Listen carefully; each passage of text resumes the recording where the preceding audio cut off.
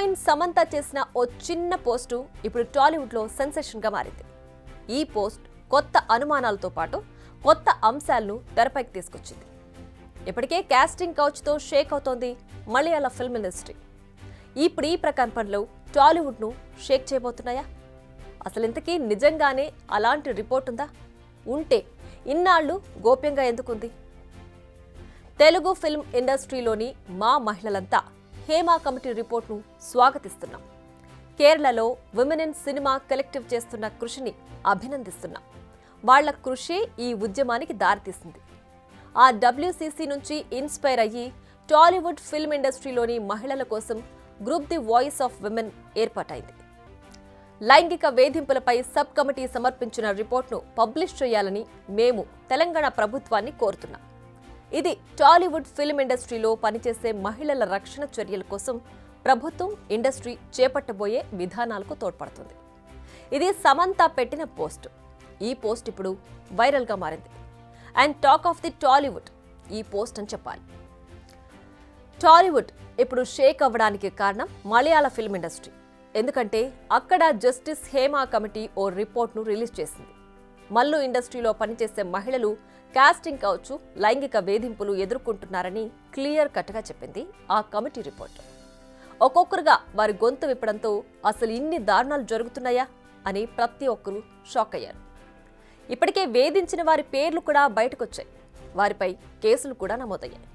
అంతేకాదు, ఈ దారుణాలకు బాధ్యత వహిస్తూ association of Malayalam movie artist అధ్యక్ష పదవికి స్టార్ హీరో మోహన్ లాల్ కూడా రిజైన్ చేశారు. ఇప్పటికీ కూడా ఈ ప్రకంపనలు ఆగలేదు. అక్కడ రిపోర్టు బయటకు వచ్చినప్పుడు ఇక్కడెందుకు రావడం లేదనేది సమంత ప్రశ్న. నిజానికి 2019లోనే మీ టూ మూవ్మెంట్ స్టార్ట్ అయింది. అప్పుడే తెలంగాణ గవర్నమెంట్, పోలీస్ ఆఫీసర్స్, ఇతర రంగాలకు చెందిన ఎక్స్పర్ట్స్తో హై లెవెల్ కమిటీని ఏర్పాటు చేసింది. ఈ కమిటీ ఓ సబ్ కమిటీని ఏర్పాటు చేసింది. ఈ సబ్ కమిటీ తెలుగు ఫిల్మ్ ఇండస్ట్రీలో gender equality, working environment, sexual harassment పై విచారణ జరిపి రిపోర్టు సబ్మిట్ చేసింది. ఇందులో అనేక సలహాలు, సూచనలు కూడా చేసింది. ఈ కమిటీ 24 క్రాఫ్ట్స్ అంటే junior artist, dancers, makeup artist, drivers ఇలా అన్ని రంగాల వారితో భేటీ అయింది. అనేక అభిప్రాయాలు సేకరించింది. ఈ సబ్ కమిటీలో సుప్రియ, స్వప్నాదత్, జీవిత రాజశేఖర్ లాంటి వారు ఉన్నారు. ఈ కమిటీ 2022 జూన్లో ప్రభుత్వానికి రిపోర్ట్ను సబ్మిట్ చేసింది. అయితే ఈ రిపోర్ట్లో ఏముంది? ఎలాంటి సలహాలు ఇచ్చారు? ఏం సూచించారు? టాలీవుడ్లో కూడా కాస్టింగ్ కౌచుందా? లైంగిక వేధింపులున్నాయా అనే ఏ విషయం కూడా బయటకు రాలేదు. నిజానికి చాలా రోజులుగా ఈ రిపోర్ట్ బయట పెట్టాలన్న డిమాండ్లున్నాయి. ఇప్పుడు సమంత కోరింది కూడా అదే. సమంత పోస్టుపై భిన్న వాదనలు వినిపిస్తున్నాయి.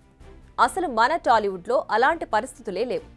లేని అంశాన్ని తెరపైకి తీసుకొచ్చి వివాదాన్ని సృష్టించడం ఎందుకు అని వాదనలు వినిపిస్తున్నాయి. అంతేకాదు, సమంతకు నిజంగా ఏదైనా సమస్య ఉంటే ఇన్నాళ్లు ఎందుకు మౌనంగా ఉన్నారు? అప్పుడే బయట పెడితే చర్యలు తీసుకునే వాళ్ళం కదా అంటున్నారు. అంతేకాదు, రిపోర్ట్ అనేది బయట పెట్టేది కాదని కూడా వాదిస్తున్నారు. మీరు ఆశతో హీరోయిన్ అయిపోతాను అదేదో మోసం చెప్తే ఆ మాయ మాటలకు మీరు ఆయనకు లోబడిపోవడం, లేకపోతే మీరు సైడ్ ఆర్టిస్ట్లో పెద్ద ఆర్టిస్ట్ అయిపోతామంటే మాయ మాటలకు లోబడిపోవడం, మళ్ళీ 6 నెలల తర్వాత మీరు కంప్లైంట్ పెట్టడం ఈజ్ నాట్ కరెక్ట్ అంటాను. మీరు అక్కడే అదే స్పాట్లో వాడిని లాగి కొట్టి అక్కడే మీరు కంప్లైంట్ పెట్టి అక్కడే మీరు గట్టిగా సీరియస్గా తీసుకుంటే మీకు బాగుంటుందని అడుగుతుంది. ఇక మరో వర్షన్ ఏంటంటే, కమిటీ వేశారు, విచారణ జరిపారు. మరి రిపోర్ట్ బయట పెట్టడానికి వచ్చిన సమస్య ఏంటి అనేది మరో క్వశ్చన్.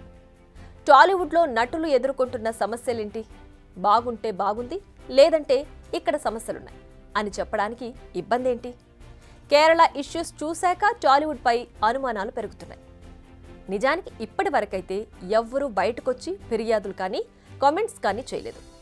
బట్ సినిమాల్లో ఛాన్స్ ఇప్పిస్తామని అంతర్గతంగా ఏమైనా వేధింపులు జరుగుతున్నాయా అనే అనుమానాలు మాత్రం ఉండనే ఉన్నాయి.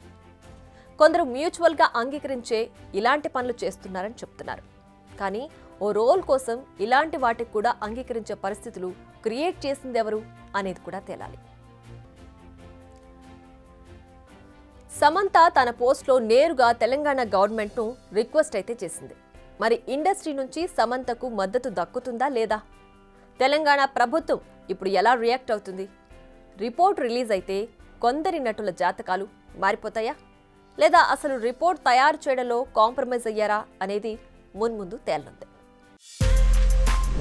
బిగ్ టీవీ అవుట్లుక్ కథనాలు నచ్చితే వెంటనే బిగ్ టీవీ ఛానల్ ను సబ్స్క్రైబ్ చేయండి.